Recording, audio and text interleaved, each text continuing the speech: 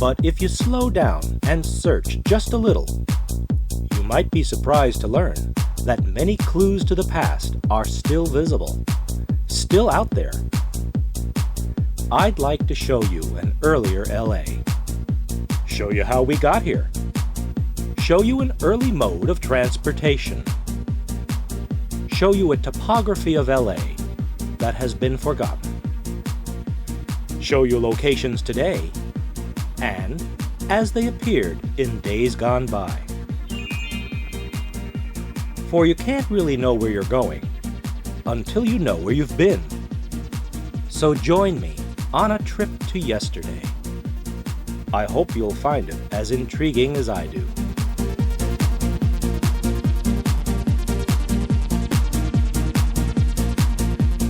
A problem that still plagues us today was swiftly emerging.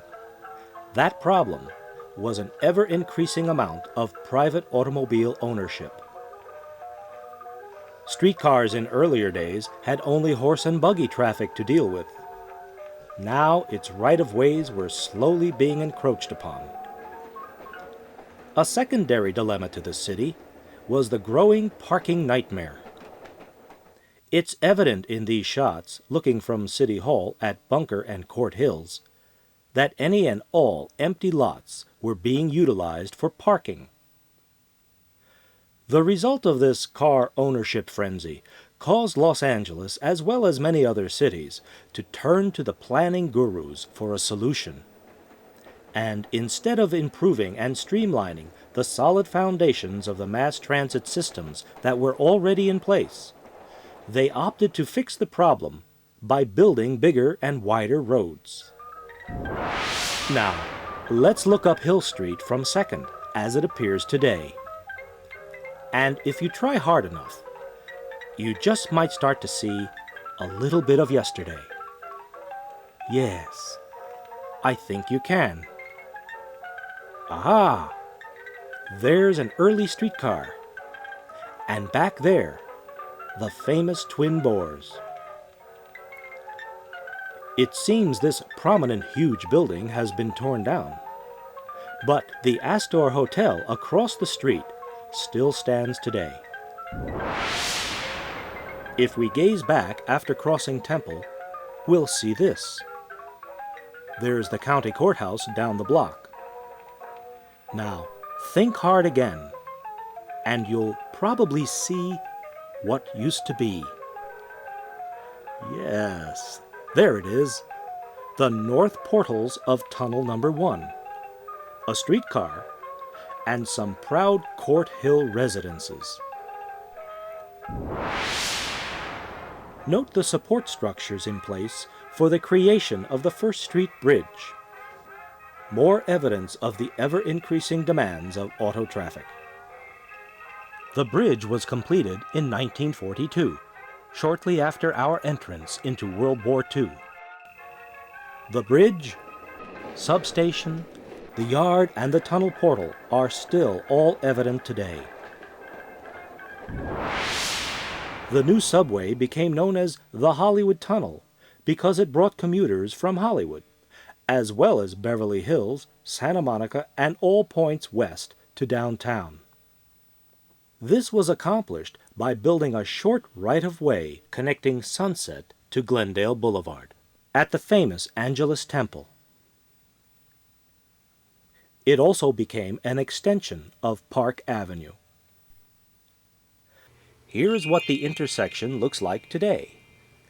And here's a shot taken long before much of anything was here. Further down the line, our tracks would have curved to the left. As shown in this pre-freeway image taken atop Baxter Street around the 30s. It was a young, quiet neighborhood, much unlike today. When the freeway came, many properties were cut back to make room for the wide roadway. Some lost their homes, while others lost their front yards as city streets were rerouted. This area was the nicest part of Edendale, the end of the line for the Edendale Run between downtown and here. It was also known as semi-tropical forest. This turn-of-the-century image really depicts why it got that name. This grand old block building at Echo Park Avenue is almost 100 years old.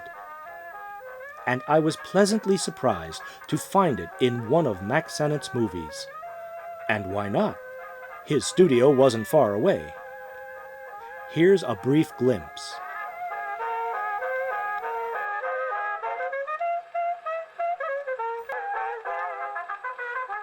And the scenes that follow were probably shot nearby. Of course, there's always an abundance of streetcars in the background.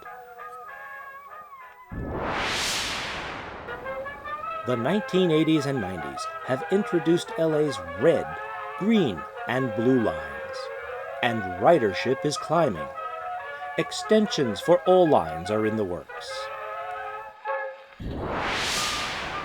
If personal autos are used by everyone, everywhere, for everything, every time we need to get somewhere, we'll find that we won't be able to get there at all.